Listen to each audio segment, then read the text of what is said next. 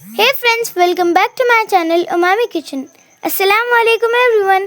आज मैं फिर से न्यू डे न्यू रेसिपी आप सब के लिए लेकर आई हूँ। टुडे वी आर मेकिंग गवार की फली with chicken. Believe me friends, अगर आप गवार की फली को इस तरीके से बनाएंगे तो बहुत मज़े की बनेगी।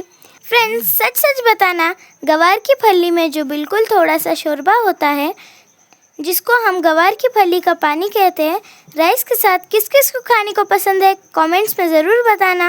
मेरा तो बहुत फेवरेट है। ओके फ्रेंड्स, आप इस रेसिपी को ज़रूर ट्राई करना और वीडियो अगर पसंद आए तो वीडियो को लाइक और हमारे चैनल उमामी किचन को ज़रूर सब्सक्राइब करना। Okay friends, watch this recipe without skipping it. You know, I am very busy girl, मुझे होमवर्क भी तो करना है।